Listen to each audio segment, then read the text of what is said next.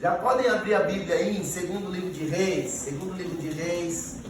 capítulo de número 20. Nós vamos meditar numa palavra que o Senhor colocou no meu coração para ministrar, primeiro a mim, e depois de vivê-la, depois de prestar atenção nesses preceitos bíblicos, o Senhor me deu uma indicação para pregar para vocês.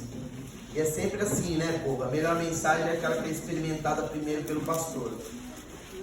Então, se Deus me colocou como a pessoa da vez, eu dou glórias a Ele e quero compartilhar o que Ele trouxe ao meu coração para abençoar vocês. Quantos recebem? Amém. E é bom ouvir isso, viu, irmãos? Amém. E aí eu já fico numa expectativa do que Deus vai fazer nos seus lares, nos seus corações. E eu já de antemão quero dizer que essa palavra, os personagens são de ordem masculina, mas a palavra não é apenas para os homens. Sintam-se à vontade, mulheres, para receber e ouvir a voz do Senhor, tá bom? Segundo o livro de Reis, capítulo 20, a partir do versículo 1, nós vamos meditar nesta palavra de hoje com o tema: ponha em ordem a sua casa. Ponha em ordem a sua casa. Por esse tempo, Ezequias adoeceu de uma enfermidade mortal. O profeta Isaías, filho de Amós, foi visitá-lo e lhe disse: assim diz o Senhor, ponha em ordem a sua casa, porque você morrerá, você não vai escapar. Então Ezequias virou o rosto para a parede e orou ao Senhor, dizendo: ó Senhor, lembra-te de que andei diante de ti com fidelidade, com coração íntegro, e fiz o que era reto aos teus olhos. E Ezequias chorou amargamente. Antes que Isaías tivesse saído do pátio central, a palavra do Senhor veio a ele dizendo: volte e diga a Ezequias, príncipe do meu povo, assim diz o Senhor, o Deus de Davi, seu pai. Ouvi a sua oração e vi as suas lágrimas. Eis que eu vou curá-lo, e ao terceiro dia você subirá à casa do Senhor. Acrescentarei 15 anos à sua vida, e livrarei das mãos do rei da Síria, tanto você quanto esta cidade. Defenderei essa cidade por amor de mim e por amor a Davi, meu servo. Isaías disse mais: peguem uma pasta de figos. Eles a pegaram e a puseram sobre a úlcera. E Ezequias recuperou a saúde. Ezequias perguntou a Isaías: quando será o sinal de que o Senhor me curará e de que ao terceiro dia subirei à casa do Senhor? Isaías respondeu: este é o sinal que você receberá do Senhor para indicar que Ele cumprirá o que prometeu.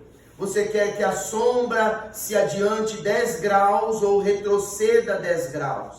Ezequias respondeu: é fácil a sombra adiantar 10 graus, mas que não seja assim, pelo contrário, que ela retroceda 10 graus.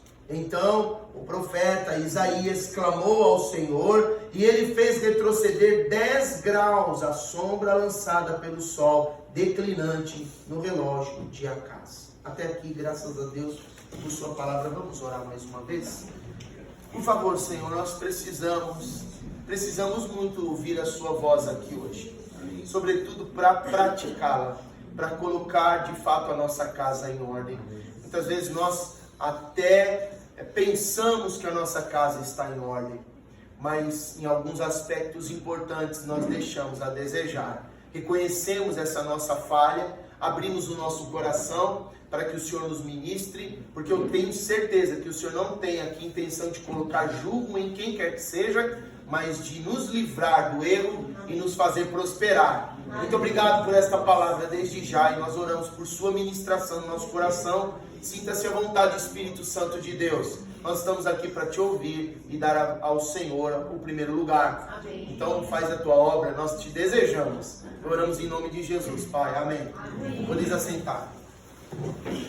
Ezequias, que é a história do rei Ezequias, rei de Judá. Ele foi um dos maiores reformadores espirituais da época dos reis.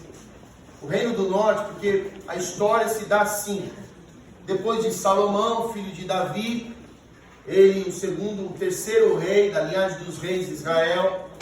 Agora Salomão tem um grave problema de idolatria, afastamento do Senhor, e o reino se divide. Então 10 das 12 tribos de Israel vão para o reino norte, para a região de Samaria, chamado Reino de Israel. E o reino sul, reino de Judá, que era mais precisamente na localização de Judá, da cidade, da região de Judá, hoje propriamente capital Jerusalém. Ali ficaram 2 tribos. Então, reino de Judá, reino norte. Reino norte subiu e foi cultuar o Senhor em Samaria. E lá eles só continuaram o processo de idolatria e afastamento de Deus. Eles achavam que estavam servindo a Deus, mas estavam fazendo um Deus que eles achavam melhor servir, e não o Deus dos exércitos, não Yahvé. E aí, o que acontece é que esse afastamento da legalidade ao inimigo, esse afastamento os tira da cobertura do Senhor, a desobediência, portanto, a insubmissão, não permite que Deus continue a protegê-los. E vem o reino da Síria, no ano de 722, e toma todas aquelas pessoas e os leva à Síria como escravos. E o detalhe, os assírios eram muito cruéis em termos de punição, em termos de tratamento com escravos. Para vocês terem uma base, homens adultos e mulheres eram levados, amarrados por ganchos, presos ao nariz em cordas, todo o caminho até chegar na Síria. E eu posso dizer aí, fácil, mais de 1000 quilômetros a pé. Então pegou todo aquele reino e levou embora. E agora vem o rei da Assíria, se cria coragem e agora desce para tomar Jerusalém. Volta de novo, depois de um tempo, para tomar Jerusalém. E Ezequias já tinha sido um homem, já tinha iniciado o reino dele e tinha implantado novamente o culto a Deus. Ele tinha feito as reformas no sentido de postura dos sacerdotes. Ele tinha purificado o templo de Salomão, colocado agora de volta o ofício sacerdotal para fazer os sacrifícios em prol do pecado, oferecer as ofertas agradáveis ao Senhor, para levar o povo a Deus. Ele tinha restituído os levitas no templo para cultuar com danças festivas, com canções de adoração. Então agora o reino de Judá parecia o céu, era quase que a antessala do céu. Estava tudo certo. Só que aí Deus se apresenta a Ezequias e diz assim: põe em ordem a tua casa porque você vai morrer. Se a gente olhar friamente só esse texto, só o versículo 1 aí do capítulo 20 de 2 Reis, a gente vai dizer assim: que Deus cruel, gente. O homem fez tudo que deveria, o homem fez tudo certinho, fez tudo de acordo com o que manda o figurino. E agora Deus chega para ele: vai acabar a tua vida, acabou. Eu fico pensando que essa é uma situação que nós não estamos livres. Estamos livres de acontecer conosco. Você não está, digamos, imune a acontecer coisas ruins na sua vida porque você faz tudo certo para Deus. E não é por conta da falta de amor de Deus, não é por conta da ausência do favor de Deus, mas é também por conta da nossa natureza pecaminosa e do pecado que governa todo o mundo, todo o universo. Então, as coisas ruins, quando acontecem, elas não acontecem em virtude de um pecado, elas não acontecem apenas, vamos colocar aqui, o pecado também traz consequências ruins, claro, obviamente, senão eu estaria aqui pregando algo antibíblico. Mas não é só por causa do pecado que nós enfrentamos coisas ruins na vida. Nós enfrentamos tribulações porque estamos neste mundo. Até para quê? Para nos lembrar que o nosso lugar definitivo não é aqui, gente. É o céu. É a glória com Deus. Porque imagina tudo dando certo. E isso aqui, mesmo nessa condição de pecado, nós tendo todo o prazer que nós gostaríamos. Nós não íamos querer ir para o céu, com certeza. A gente ia querer nós. Tem algumas pessoas que falam assim: não, Senhor, eu não quero morrer agora porque eu quero curtir mais minha vida. A palavra de Deus, tem alguns que falam assim: eu quero casar antes. Rapaz, você já está morto. Brincadeira à parte, mas casamento é uma bênção, tá, gente? Só brincadeira mesmo. Verdadeiramente. Senão o seu pastor não estaria casado há 25 anos, tá certo? Então, veja que Deus não também nos coloca numa situação em que nós não tenhamos escape. E perceba, se Deus quisesse matar Ezequias, você acha que ele avisaria o Ezequias para ele arrumar a casa? Qual que era a intenção de Deus ao dar esse choque de realidade no Ezequias? Faz a gente pensar. A melhor forma da gente entender a história de Ezequias é nos colocando no sapato dele, no lugar dele. Imagina hoje se Deus chegasse para mim e para você e enviasse uma palavra direta e que você soubesse que era de Deus mesmo, aquela voz ou aquela pessoa falando em nome de Deus e dizendo exatamente assim: assim diz o Senhor, põe a tua casa em ordem que você vai morrer e não vai escapar. Alguns diriam assim: Senhor, o que é que eu fiz? Outros diriam: misericórdia, Senhor, eu sei o que eu fiz. Outros diriam: eu nem sei o que eu fiz. Seja lá qual for o lugar em que você se encontra, nessas três opções, eu quero dizer que tem uma boa notícia por trás disso. Deus não está querendo matar você. Deus está querendo fazer com que você volte aos eixos. Que você de fato coloque as coisas em ordem. Deus está te dando um choque de realidade para você entender, primeiro, que as coisas do jeito que estão não podem mais seguir assim. Amém? Amém. Segundo, vocês não podem esquecer-se de Deus. Deus é quem pode dar saída para vocês. A pessoa de Jesus é o próprio Deus encarnado. Então, se apegando a Jesus, quando nós nos apegamos a Jesus, nós estamos dando crédito a Deus para nos ajudar a colocar a coisa em ordem. Amém, queridos? Glória a Deus. E por último, Deus está chamando a sua atenção para você tomar uma atitude. Não é só para ficar com um recado. Puxa vida, Deus me chamou a atenção. Ufa! Não. Não é só para ter um recado. É para fazer alguma coisa para a situação mudar. Então foi esse choque de realidade que Ezequias tomou aqui. E eu tenho certeza que você e eu seríamos claramente assim, atingidos se Deus falasse isso para nós. Então eu quero que você ouça essa mensagem como se Deus estivesse falando exatamente com você. Como se Deus estivesse tirando Ezequias da história e colocando você. E dissesse assim: assim diz o Senhor, você vai morrer hoje. Arruma a tua casa que você vai morrer. O que eu vou fazer, meu Deus? Por onde começo? Olha o silêncio. Fazer todo mundo pensar. Eu tenho poucos instantes. Eu tenho poucos dias ou poucas horas. O que é que eu tenho que fazer? O que eu tenho que compreender com isso? Porque, como eu disse, Deus não tem prazer na morte de ninguém. Como diz Ezequiel no capítulo de número 33, versículo 11. Deus não tem prazer na morte do ímpio, mas em que ele se converta e viva. Por um outro lado, quando Deus nos coloca diante de um checkmate, de uma situação assim, chocante, é porque Ele quer que a gente pense que Ele colocou a vida e a morte diante de nós. Mas Ele quer que nós escolhamos a vida para vivermos a vida dele, para experimentarmos o seu amor, como está em Deuteronômio, no capítulo de número 30, no versículo de número 19. Então, repito, se Ele quisesse ver-nos no buraco, sofrendo, desamparados, amargurados, Ele não mandaria nenhum aviso. Então hoje Ele está dando um aviso para nós aqui. Ele não quer ver o seu casamento no buraco. Ele não quer ver a sua família perdida. Ele não quer ver os seus filhos desgraçados. Ele não quer ver a sua história suja. Ele não quer ver. Ele quer reconstituir. Então que este chamado à nossa atenção seja observado de uma maneira séria para dizer: eis-me aqui, Senhor, o que é que eu tenho que fazer? Amém. Então, no aspecto de família, nós precisamos entender primariamente o versículo de número 1 aí.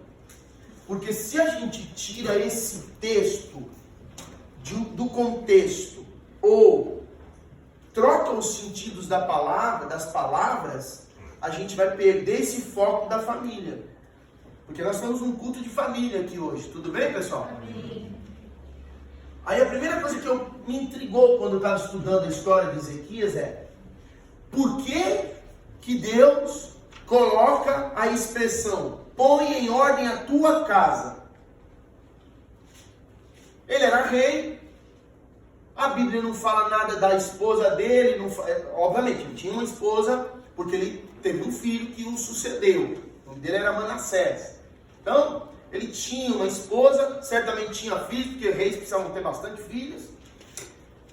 Mas o que me faz pensar aqui é que ele, no aspecto de reinado, ele já tinha atingido o ápice. Ele já tinha tido experiência com Deus. Ele já tinha orado e Deus tinha respondido. Para vocês terem uma base, tinha acabado de acontecer. Porque quando a Bíblia diz no versículo 1, naqueles dias que tinham acabado de acontecer uma coisa, um milagre. O exército de Senaqueribe, rei da Síria, desce e cerca toda Jerusalém para tomá-la.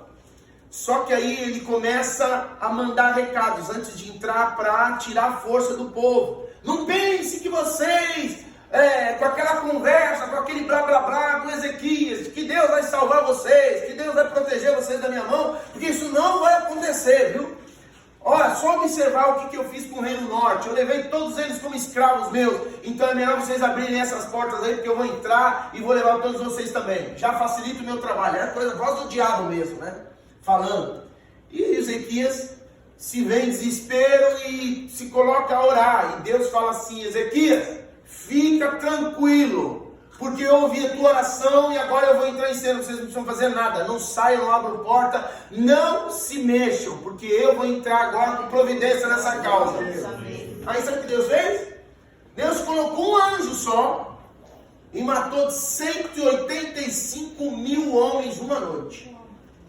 Quando eles acordaram era um campo de morte, era sangue para todo lado. Esse homem se prontificou, já levantou de manhã, viu aquele mundaréu de homens no chão, pegou a comitiva que restava, voltou para sua casa, para vocês terem uma base. A ação de Deus contra aquele homem que ameaçou o povo de Judá foi tanta que um espírito de morte entrou na vida dos seus 2 filhos, que o perseguiram até os montes altos da Armênia. A Síria hoje é mais ou menos a região do Cazaquistão ali, o Uzbequistão, no mapa. O homem foge até o Monte Ararat e os filhos dele vão buscar ele lá e matam ele lá, para acabar com a história de Senaqueribe. Ou seja, toda a ameaça contra Ezequias e meu povo está inválida. E aquilo fez notícia no mundo, né? Então ninguém mais se metia com Israel, gente. Ninguém mais se metia com o povo de Deus. Porque fala assim, ó, eles têm um Deus lá que vai mandar um anjo e a coisa vai acabar para nós, vai ficar mal. Então não é bom se meter com aquele povo. Aquele povo é o povo de Deus. Amém, pessoal? Amém. Então quem é o povo de Deus aqui? Amém. Tá pegando a palavra aí, né? Tá numa tribulação outra aí, saiba que você é povo de Deus. E Deus vai intervir na situação, seu benefício, tá bom? Tá bom, aí volta a história. Então Ezequias estava vivendo um momento abençoado, né? Deus, a Bíblia diz, no livro de 2 Crônicas, que é um texto paralelo à história, no capítulo de número 32, que os dias de Ezequias eram muito prósperos, eram dias de paz, eram dias em que ele estava vivendo o melhor do seu tempo. Mas agora, Deus fala para ele, põe em ordem a sua casa. O que é que Deus está querendo dizer com isso? Qual é o significado desse chamado de atenção? Serve que a palavra ordem aí no original, ela tem o sentido de arrumar, endireitar, alinhar. Então, Deus não queria outra coisa, senão que Ezequias observasse que todo o reino estava em ordem. Mas a casa dele não estava alinhada ao padrão. E se a casa dele não estava alinhada, é porque a responsabilidade dele estava faltando. Então ele precisava observar isso. E a palavra casa referencia aqui a palavra lar, família. Então Deus está dizendo claramente, você está fazendo tudo certo fora da tua casa, mas a prioridade é a tua casa. Você tem que voltar os olhos para, eu quero essa mesma excelência que você faz fora da sua casa, eu quero dentro da tua casa. Eu quero esse mesmo temor com que você faz as coisas no meu templo, eu quero temor dentro da tua casa. Essa mesma atenção e dedicação que você dá lá aos meus servos, ao meu reino, você também tem que dar dentro da sua casa, porque dentro da sua casa é o seu reino, é o reino particular seu, que eu estou acima de você para cuidar. Estão entendendo aqui, irmãos? Amém. Porque o Japão muitas vezes nos coloca numa situação em que é trabalho, casa, casa, trabalho, trabalho, casa, um pouco mais, e aí um pouquinho mais de hora extra, casa, e aí volta para o trabalho, casa, e aí come, chega no domingo, come, vem ao culto, toma café, vem ao culto, se não tomar café, vem em jejum, glória a Deus, aleluia. E aí a pessoa vem para o culto, e aí depois sai, come alguma coisa, se não vai dormir em casa para acordar 7 horas para depois fazer o restinho das compras que sobra, ou vai direto para as compras e depois dorme. É assim ou não é? Aí a gente fala, meu Deus, como é que eu saio disso? Você sai disso quando Deus é entronizado dentro da tua casa. Quando você traz a mesma excelência com que você faz um trabalho para dentro do teu lar, dos teus relacionamentos. Quando você traz a mesma prioridade com que você lida com as coisas lá fora, priorizar as coisas dentro de casa, seus papéis, as suas responsabilidades, as suas ações espirituais na sua casa. Então é com base nisso que nós vamos meditar. Então, portanto, baseado na história de Ezequias, nós podemos dizer que Deus tinha a intenção de chamar a atenção daquele rei para, primeiro, fazê-lo notar onde é que ele deveria colocar as suas prioridades. Onde deveriam estar as suas prioridades? Porque lembra, a primeira coisa que nós reagimos para tentar ressarcir é o tempo que nos é tirado. Então quando Deus falou para ele assim, põe a tua casa em ordem porque você vai morrer. Morrer subentende-se com não ter mais tempo para nada. Está acabando o meu tempo. E acabando o prazo de tempo, não sei você, mas eu sou assim. Quando eu olho no relógio, eu tenho uma coisa para fazer, que eu me embolei, que eu não dei as prioridades que eu deveria, a primeira coisa que o relógio me diz é, corre meu amigo, que está acabando o teu tempo. Se vira nos 30. Aí você começa a fazer um monte de coisa, não é assim? Óbvio. Então Deus estava querendo dizer para ele, prioridade, né? Onde estão as suas prioridades? Cadê sua esposa? O que é que você deixou de dizer à tua esposa ao longo da sua vida? Então trata de dizer agora para ela. Vai fazendo aí, vai lembrando algumas coisas que você deixou de dizer. Se vira. Traz seus filhos, suas filhas, porque até então ele não tinha filho. A história diz que o Manassés nasceu depois desse episódio. Ele não tinha filho homem. Então ele tinha que abençoar as filhas.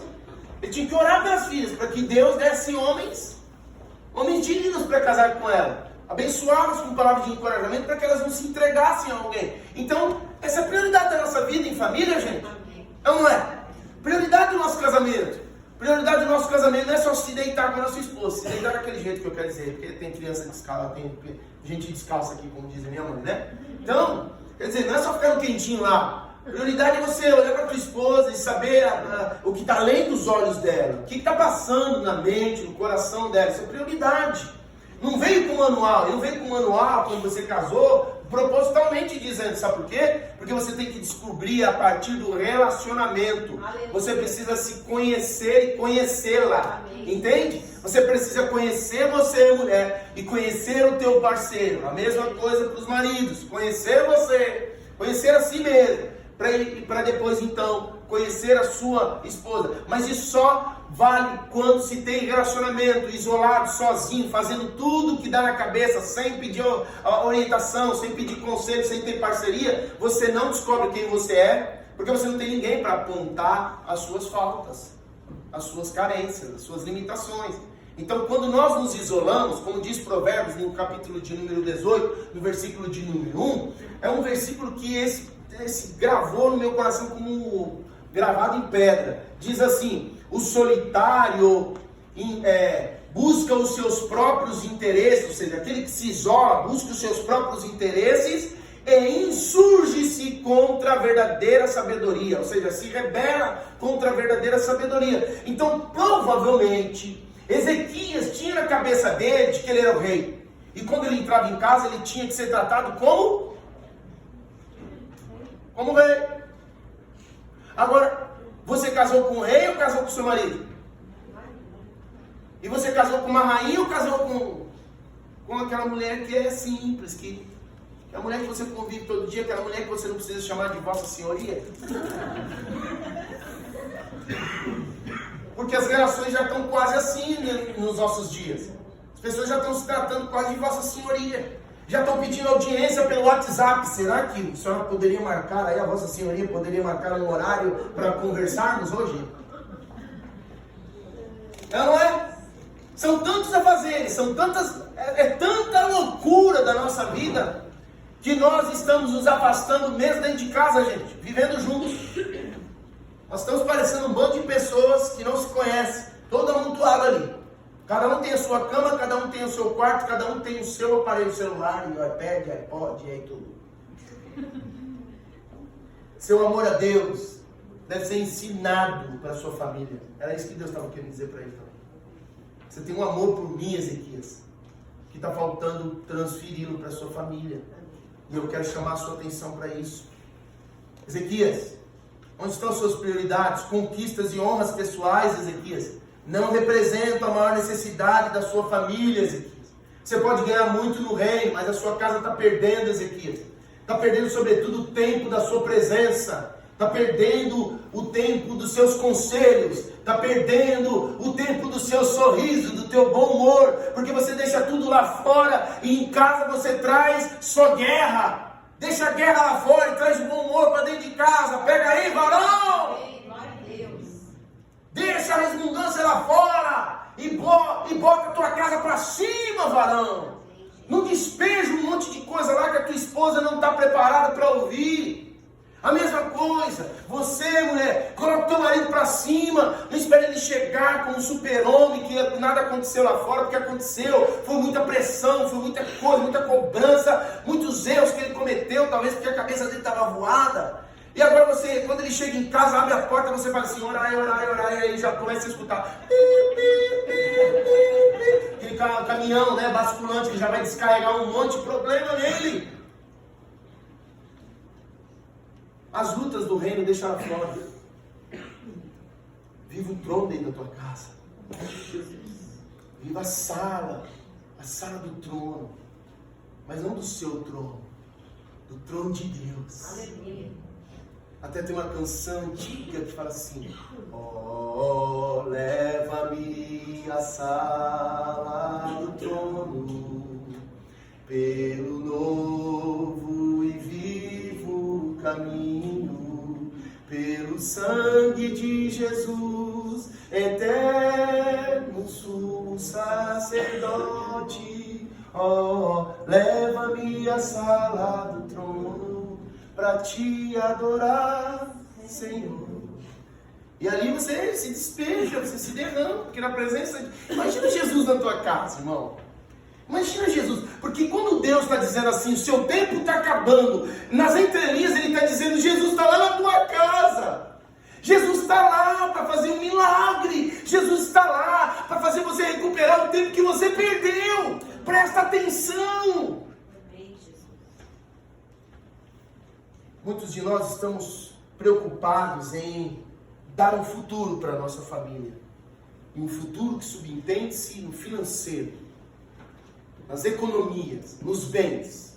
Se não todos, 99,9% de nós aqui estamos nesse objetivo. Estamos ou não estamos? Se você disser que não, eu vou te perguntar, por que você sai do seu país e está aqui no Japão? Então ninguém pode se enganar que não está aqui a não ser para ter uma condição financeira futura melhor. Que não é o problema. O problema é colocar isso na frente das prioridades da família. A Bíblia diz que digno é o trabalhador do seu salário. Então eu seria aqui desonesto, leviano, dizer que você está trabalhando e não pode trabalhar, tem que cuidar da sua família. Porque no mesmo Novo Testamento, o apóstolo Paulo, que disse, digno é o trabalhador do seu salário, ele também disse que quem não trabalha, que também não coma. Por quê? é uma regra da vida. Se você não se esforça para alcançar o que você precisa, você não vai alcançar nada. Porque Deus não é Deus de vadio. Deus é Deus de gente que se esforça. É aquele velho ditado que diz, né? Minha mãe dizia isso: quem cedo, Deus ajuda. Quem cedo madruga, Deus ajuda. Ou Deus ajuda quem cedo madruga. Só que pegaram esse texto e fizeram dele, pegaram esse adágio popular e fizeram dele uma obsessão. Então eu preciso acordar de madrugada cedo para trabalhar.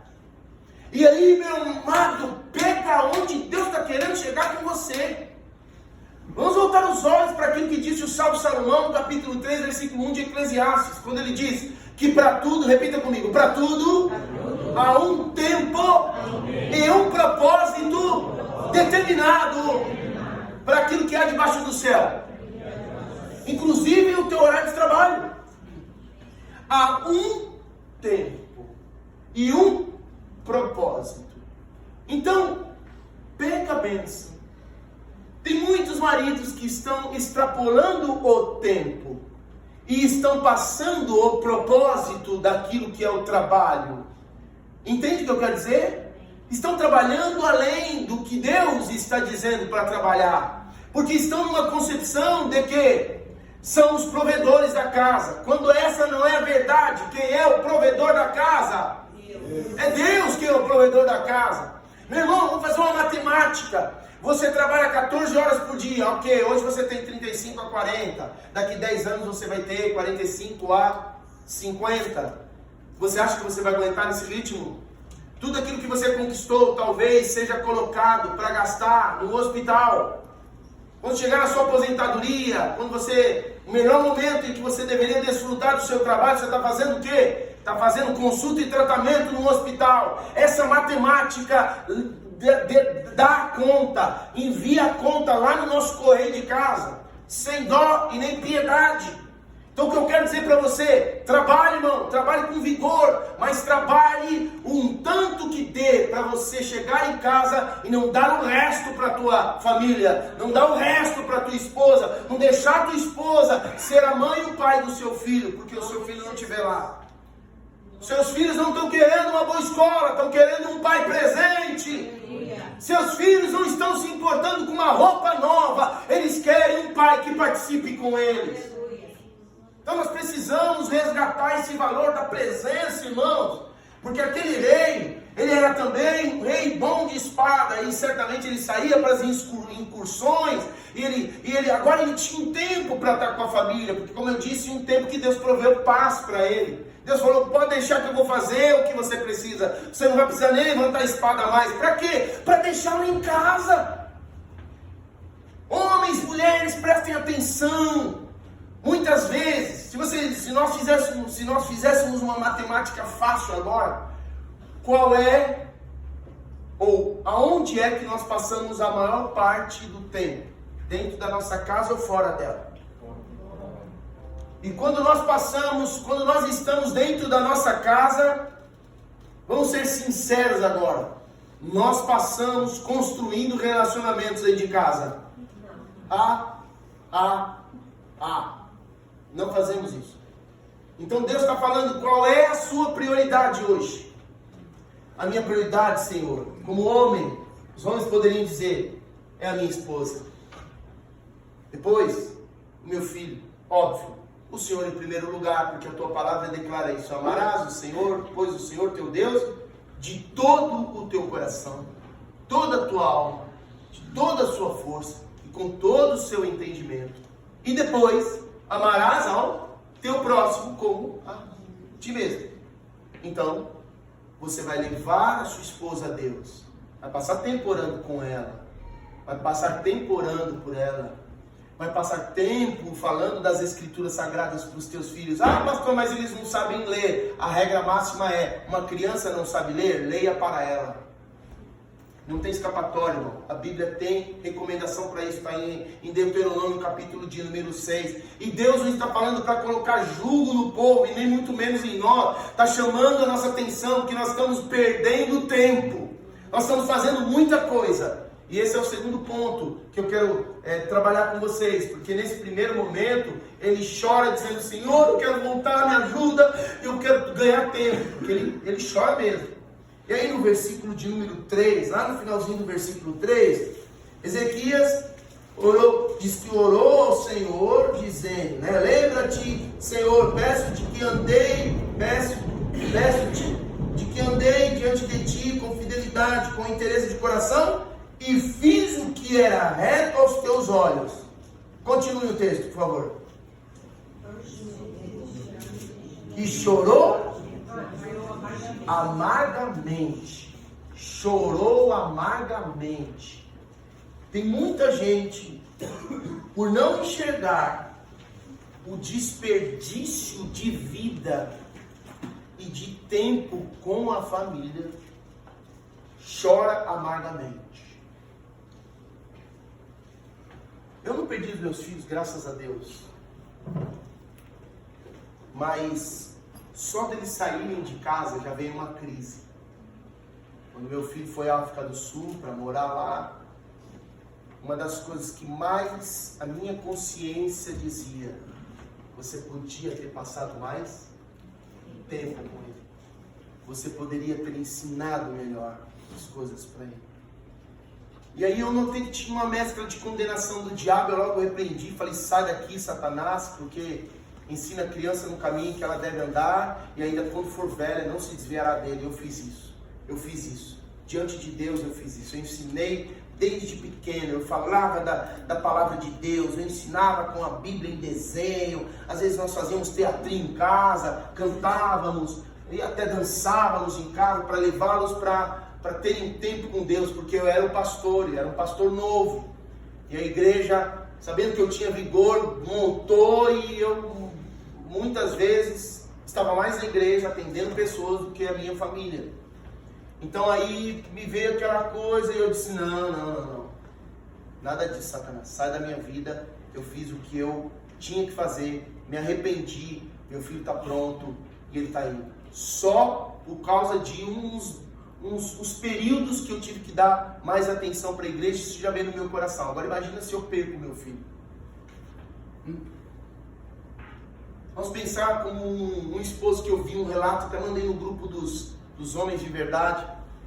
Um homem que a esposa teve de uma hora para outra um derrame cerebral.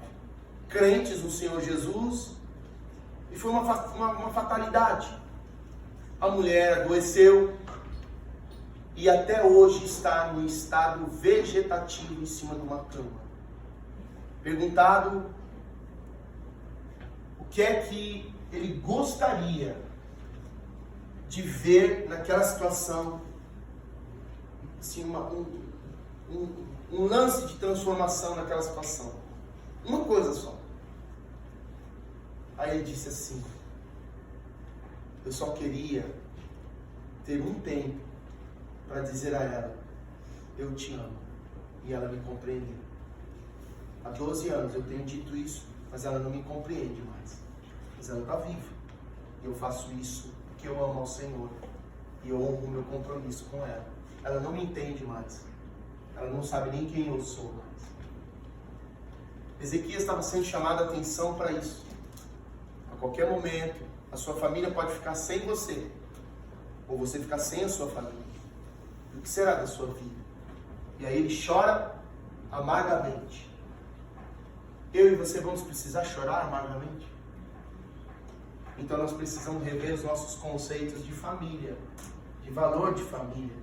Quando a sua esposa estiver muito silenciosa, note. Quando seu esposo estiver um tanto agressivo em casa, um tanto impaciente em casa, note. Ele está precisando de tempo, está precisando de ser ouvido, está precisando de ser percebido. Você precisa canalizar o tempo para ele, para ela. Quando seu filho estiver chamando muita atenção, principalmente na escola, com birras, com manhas, fazendo coisas que já não são próprias para a idade, não é outro recado que ele está te dando a não ser: eu não estou sendo notado aqui.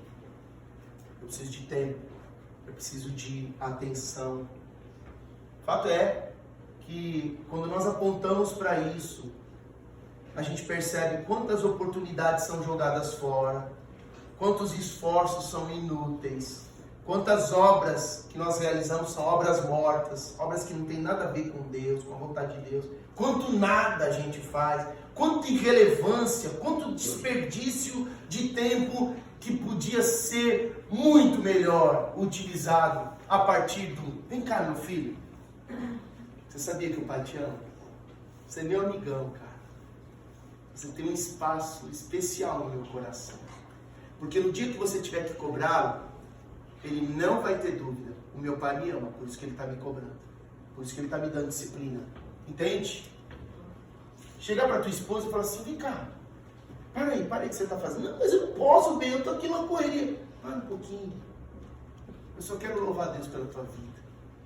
Parece uma coisa glamourosa, sabe? Uma coisa romântica. Não é. Isso é ser profeta dentro de casa. Isso é ser sacerdote dentro de casa. Você está fazendo alguma coisa que o dinheiro não pode comprar. Você está fazendo alguma coisa que o seu salário, mesmo que a sua conta estiver, sabe, transbordando de grana lá, querido, não vai dar.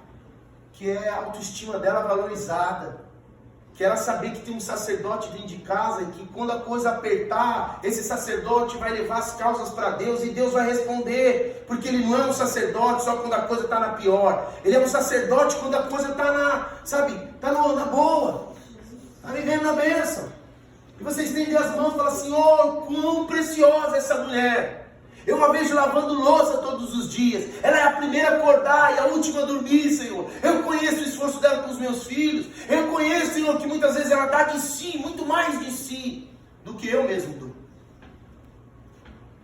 Quanto é que você acha que esse seu curto tempo vai valorizar em casa? Anos. Que ela nunca mais vai esquecer disso.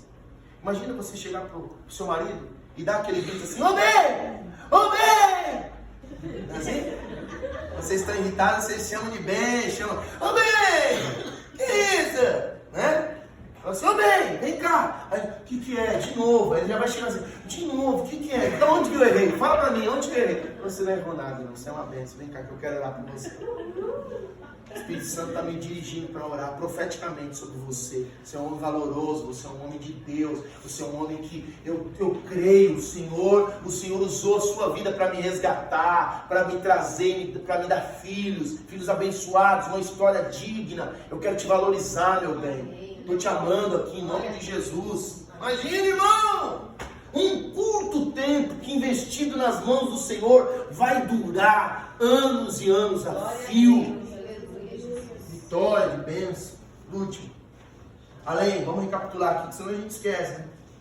Primeiro aí é para fazê-lo notar onde ele deveria colocar suas prioridades, onde deveriam estar suas prioridades. Segundo, para dar a ele a chance de enxergar o que ele desperdiçou na vida em família. Será que nós não estamos enxergando essa palavra aqui hoje, o quanto que a gente está desperdiçando? O quanto que a tua esposa está dizendo assim, quero uma lua de mel.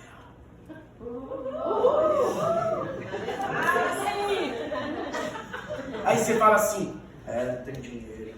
Tá perdendo tempo, irmão. Eis que te digo, varão, vai ser quente o negócio. Pega a bênção. Entende? Então aí está dizendo, não, eu quero fazer outra coisa, eu quero casa? Não, casa não. Casa vai dar muito trabalho pra gente. Não, vai ter. Seu marido está falando de comprar uma casa, filha. Levanta suas duas mãos e os pés para o céu. Aí você vai flutuar. Levanta as mãos para o céu. Ele está querendo me dar uma casa. Aleluia. Amém. Glorifica a Deus. Não pensa só no que tem que pagar, não. O Senhor proverá. Estiver dentro do orçamento, dentro daquilo que Deus está planejando, é um momento dele, vai se sentir realizado em fazer isso por você. Não tenha medo. Ele está pensando, está te dando tempo, está colocando a cabeça dele para formar a família, porque a casa, muitas vezes, a gente não tem noção disso, mas a casa é onde escreve a história. Aquela sala ali é onde o Senhor vai se mover, onde a sua vida vai ser marcada, a vida do seu, agora os papais vão gostar, a vida dos seus futuros genros vão, entendeu? Vão ser demarcadas ali, aquela sala que ele vai dizer assim, seu Sérgio, fala aí, rapaz,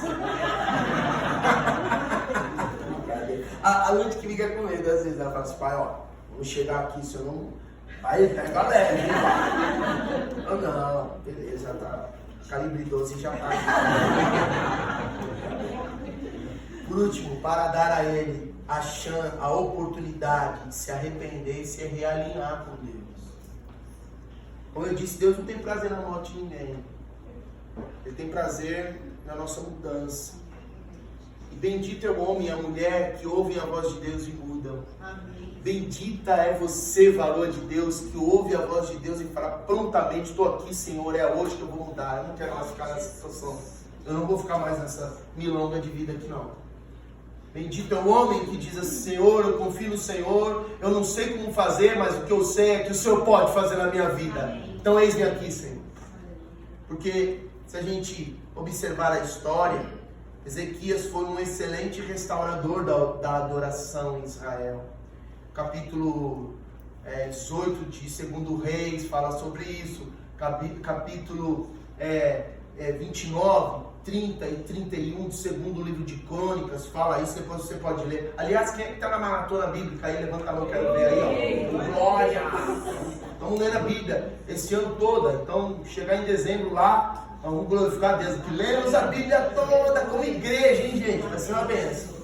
Então, ele não tinha nada que o desabonasse em relação à sua prática de fé. Mas tinha algo dentro da sua casa. Voltar às origens, ser o sacerdote, ser o profeta, ser o governador do seu lar. Chamar a responsabilidade de discipular os seus para o Senhor. Sabe, irmãos, um ministério que é pouco valorizado na Bíblia, e eu considero isso um dos maiores enganos dos cristãos dos últimos dias, é o ministério de Noé. A gente pensa que Noé só é destacado porque ele construiu a arca. O maior destaque de Noé não foi construir a arca. Não. Peraí, pastor. Tem um outro que eu dou um outro destaque. Noé teve 100 anos de fé inabalável. Sim. Mas esse não, eu ainda digo, não foi o maior destaque do ministério de Noé. Sabe qual foi o maior destaque do ministério de Noé? Foi colocar toda a sua família dentro da arca. E não colocou na corda. Não colocou, vai cair o dilúvio, você vai morrer. Não. A Bíblia não diz que Noé pregava e anunciava para a sua família. Eles seguiram os seus passos. Eles seguiram os passos de Moisés. Porque Moisés disse, um dia vai cair a chuva, Deus nos mandou. Ué, falei José. Oh, meu Deus. O tico-teco aqui está meio em conflito, né? Então, o Noé, ele simplesmente dizia, Deus falou comigo, mandou construir uma arca e disse que é para todo mundo entrar na arca. Aqueles que o obedecerem vão ser honrados, porque vai cair chuva. Mas chuva? Que negócio que é esse? Não tinha chuva na terra. Saía um vapor do solo, regava as plantas e caía. Não tinha chuva. Temperatura de 22 graus, gente. Era a terra. Aí eles, porque entenderam que a relação do pai era fiel com Deus, o que eles fizeram? O pai está falando, vamos entrar. Vamos entrar porque a gente não sabe o que vai acontecer. Mas fiando a nossa palavra no que o pai tem de relacionamento com esse Deus aí, que fala com ele, é melhor, hein? Vamos entrar. Pronto.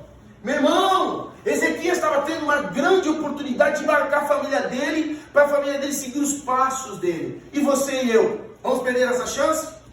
Não perca essa chance.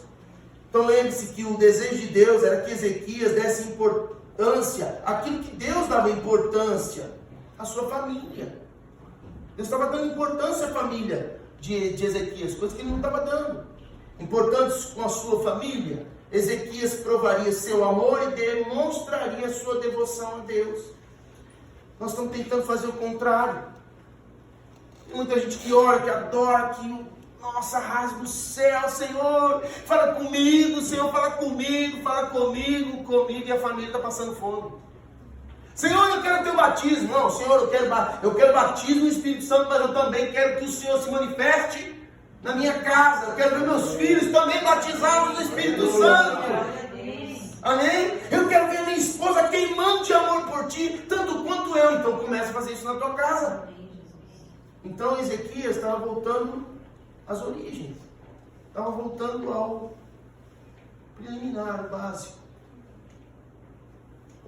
Porque quando a gente ouve Deus falando a Ezequias, agora a gente está compreendendo, né, que é uma forma de botar ele diante de uma realidade, mas anunciar para ele: quando é que você vai voltar para mim, Ezequias? Quando é que você vai voltar para mim? Quando é que você vai voltar a fazer a minha vontade lá na sua casa? Então, Deus está falando isso para nós hoje. Ei, querido, ei, querida, quando é que você vai voltar a fazer a minha vontade lá na sua casa? Porque eu estou lá na sua casa, mas eu estou sentado no sofá esperando você me invocar, esperando você ter uma atitude que acenda a chama lá. Eu só estou esperando, eu estou esperando há muito tempo. Você está preocupado com o trabalho, está preocupado com a fazer, está preocupado com a conta que vai pagar, mas você deixou de se preocupar comigo, deixou de se preocupar com as coisas que eu estou apresentando para a tua casa. E aí Ezequias, então, parece ter entendido, porque se você observar agora comigo lá em Isaías, capítulo de número 38, você vai ver isso. Capítulo de número 38, versos 17 ao 20. Aí o profeta Isaías, que foi o mesmo naquela ocasião lá em 2 Reis, profetizou para Ezequias sobre: põe a tua casa em ordem.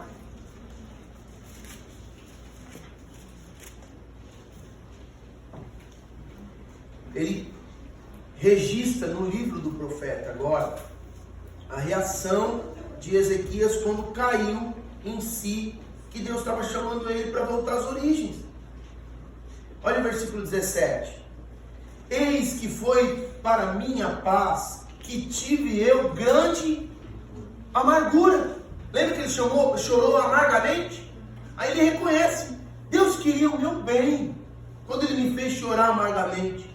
Tu, porém, amaste a minha alma e a livraste da cova da corrupção, porque lançaste para trás de ti todos os meus pecados. A sepultura não te pôde louvar, ou não te pode louvar, nem a morte glorificar-te. Não esperam em tua fidelidade os que descem à cova. Os vivos, somente os vivos, esses te louvam, como hoje eu faço. O Pai fará notória aos filhos a tua fidelidade. Então ele entendeu o recado aqui de Deus. Ele falou: Senhor, eu fui privilegiado em ouvir a voz do teu conselho. Então eu estou tomando agora a decisão de fazer notório os teus feitos na minha vida aos meus filhos e às minhas gerações. E quando porque Deus percebe a partir do coração, tá, gente? Não é qualquer choro que atende à expectativa de Deus. Então Deus percebeu o choro da tristeza segundo Deus no coração de Ezequias. E aí eu vou pedir para você voltar lá em 2 Reis, no capítulo de número 20 de novo. E eu quero ler com vocês os versos 5 e 6, que diz assim: volta e dize a Ezequias, príncipe do meu povo, assim diz o Senhor, Deus de Davi, teu pai: ouvi a tua oração e vi as tuas lágrimas. Eis que eu te curarei, ao terceiro dia subirás à casa do Senhor. Acrescentarei aos teus dias 15 anos, e das mãos do rei da Síria te livrarei, a ti e essa cidade, e defenderei essa cidade por amor de mim e por amor de Davi meu servo. Gente, olha o que começa a acontecer. Ele volta o coração para o Senhor e fala: Senhor, eu me arrependo, eu vou voltar, porque o Senhor me perdoou os meus pecados. O Senhor me lembrou deles, mas o Senhor fez questão de me perdoar. Então, eu estou de coração, estou voltando para o Senhor. Então, Isaías volta lá e fala para ele que eu vou dar a ele, no lugar de morte, eu vou dar a ele mais 15 anos de vida. Além de que eu vou fazer paz em todo esse tempo, porque eu vou livrar ele do império da época. O império que regia o mundo era o império da Síria. Então o império da Síria não vai fazer nem cócega nele, porque eu vou proteger. E ele vai receber o meu amor todos os dias. Ele, a sua família e todo o reino. Olha o que Deus está fazendo. Está falando para nós aqui, irmão. Quando nós nos reajustamos com Ele, aquilo que nós não conseguimos fazer, o Senhor vai fazer por nós. Você não consegue dar segurança como você gostaria para os seus filhos, para a sua família, para o futuro da sua família, porque você está dando tempo para eles. Deus vai fazer. Você não consegue dar um futuro melhor, garantido financeiramente para a tua família? Deus vai se encarregar de fazer. Porque às vezes nós estamos tentando ajudar Deus. E por fim, no versículo 11, olha o que diz aí no versículo 11. Podem ler juntos, por favor? Então,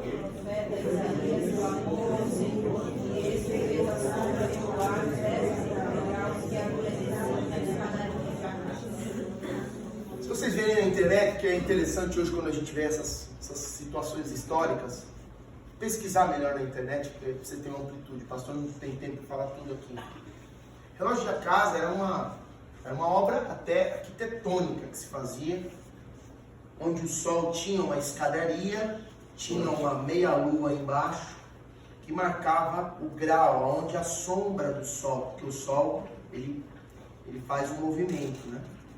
Então a escadaria era uma espécie de um trapézio assim, e tinha esse ângulo embaixo, que marcava os graus em que a sombra do sol batia, e ali tinham as horas, marcadas as horas. E eles tinham noção de quanto tempo do dia havia, porque a sombra ia aumentando nos degraus.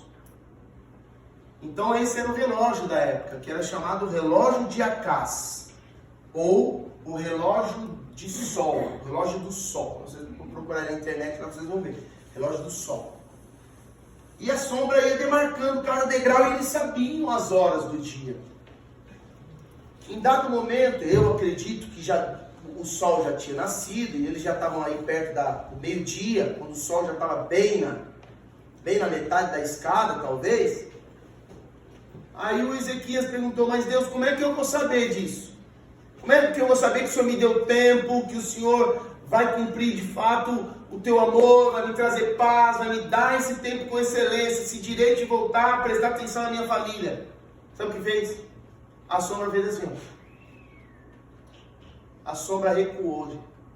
A sombra desceu. Isso quer dizer o quê? Cientificamente que o mundo parou. O universo parou. E tem um cientista, o nome dele é Dr. Adalto Lourenço. Se colocar na internet lá, você vai, ele é cristão e ele fala sobre isso. Ele fala que a Terra não podia ter parado sozinha, porque a Terra parada sozinha, todos os estelares que estivessem ao redor da Terra iam sofrer alterações sérias com isso.